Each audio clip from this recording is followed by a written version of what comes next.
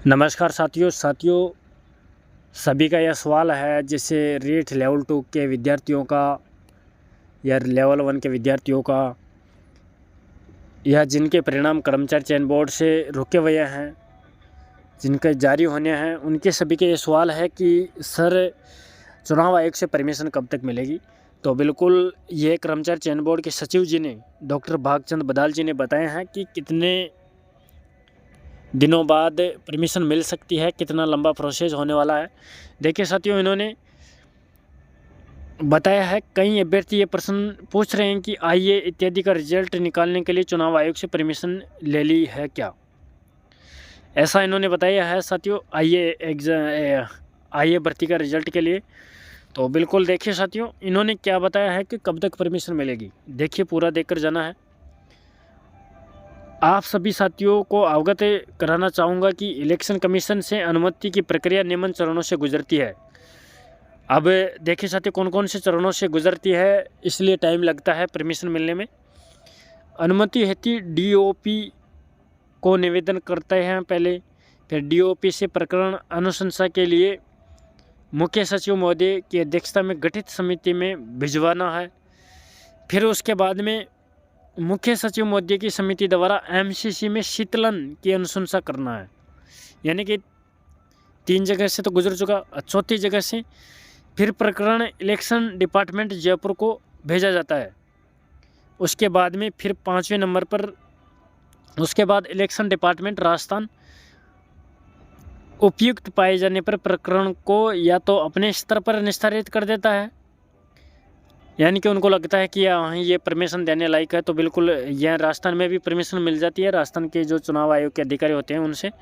या फिर वह नहीं देते हैं तो अनुमति के लिए इलेक्शन कमीशन ऑफ इंडिया को भेजते हैं। यानी कि 5 स्तर में जा चुकी है। अब 6ठे स्तर में कहाँ पर जाएगी। देखिए साथियों, ईसीआई से अनुमति मिलने पर इसी चैनल से सूचना आती है। यानी कि मान लो यहाँ से इलेक्शन कमीशन ऑफ इंडिया से अनुमति मिलकर आती है तो वह वापस इलेक्शन डिपार्टमेंट राजस्थान के पास आएगी, फिर वहाँ से इलेक्शन डिपार्टमेंट जयपुर के पास आएगी और वहाँ से फिर मुख्य सचिव के पास आएगी, मुख्य सचिव से डीओपी आएगी, डीओपी से फिर कर्मचारी चयन बोर्ड आएगी। तो बिल्कुल इतने प्रोसेस से गुजरने के बाद में परमिशन मिलती है। तो साथियों, इन्होंने बताया है अनुमति प्राप्त करने की ये प्रक्रिया है, अतः आप समझ सकते हैं कि प्रक्रिया कितनी लंबी है। और फिर मशीनरी की पहली प्राथमिकता शांतिपूर्ण, निष्पक्ष व स्वतंत्र चुनाव संपन्न कराना है। तो बिल्कुल साथियों, आप समझ सकते हैं इतनी लंबे प्रोसेस से गुजरने के बाद में फिर परमिशन मिलती है। तो जाहिर सी बात है अभी भी 10-15 दिन का टाइम लगेगा परमिशन मिलने के लिए। तब तक रेट लेवल 1 के अंदर जो सुनवाई कंप्लीट हो चुकी है 7 मार्च को, उसका फैसला भी आ सकता है, पूरी संभावना है, शायद आ ही जाएगा 10-15 दिन में तो आराम से। तो अगर कोर्ट भी आचार संहिता के लिए कुछ मेंशन करता है उसमें ज्वाइनिंग के लिए कि इनको ज्वाइनिंग दी जाए आचार संहिता में, तो बिल्कुल लेवल 1 के विद्यार्थियों को कोर्ट के द्वारा भी ज्वाइनिंग मिल सकती है साथियों।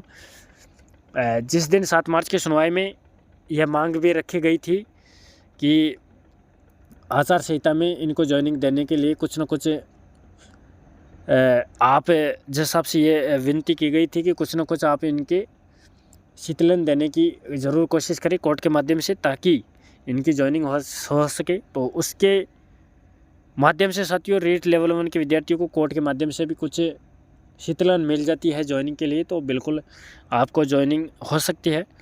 10-15 दिन तक तो रेट लेवल 1 का फैसला भी आ जाएगा, बिल्कुल पूरी संभावना है, सुना दिया जाएगा साथियों।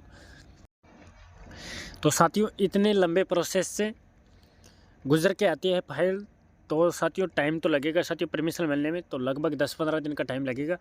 उसके बाद में परमिशन मिलने की संभावना है। लेकिन यह है कि साथियों इस बार लोकसभा चुनाव में परमिशन ज़रूर मिल जाएगी, पूरी संभावना है। अब जो भी आगे की अपडेट होगी साथियों, हम आप सभी साथियों को अवगत करा देंगे।